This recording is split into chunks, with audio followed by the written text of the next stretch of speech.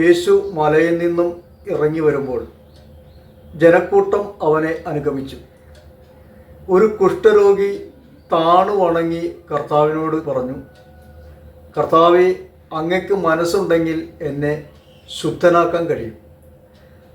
ഈശോ കൈനീട്ടി അവനെ സ്പർശിച്ചുകൊണ്ട് പറഞ്ഞു, എനിക്ക് മനസ്സുണ്ട്, നിനക്ക് ശുദ്ധി ഉണ്ടാകട്ടെ. തൽക്ഷണം അവൻ്റെ കുഷ്ഠം വിട്ടുമാറി. വിശുദ്ധ മത്തായിയുടെ സുവിശേഷം 8-ാം അധ്യായം 1 തൊട്ടുള്ള തിരുവചനങ്ങൾ.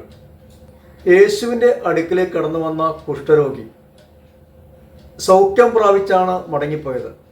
കർത്താവ് പറയുന്നൊരു വചനമുണ്ട്, എനിക്ക് മനസ്സുണ്ട്, നിനക്ക് ശുദ്ധി ഉണ്ടാകട്ടെ.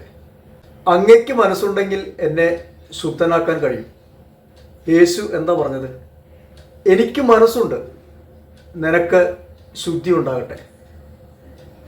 കർത്താവിൻ്റെ അടുക്കിലേക്ക്, യേശുവിൻ്റെ അടുക്കിലേക്ക് കടന്നു വരുന്ന ഒരു വ്യക്തി പോലും നിരാശപ്പെട്ട് ദുഃഖിച്ച് പുറകോട്ട് പോകുന്നതായി നാം വിശുദ്ധ ഗ്രന്ഥങ്ങളിൽ വായിക്കുന്നില്ല.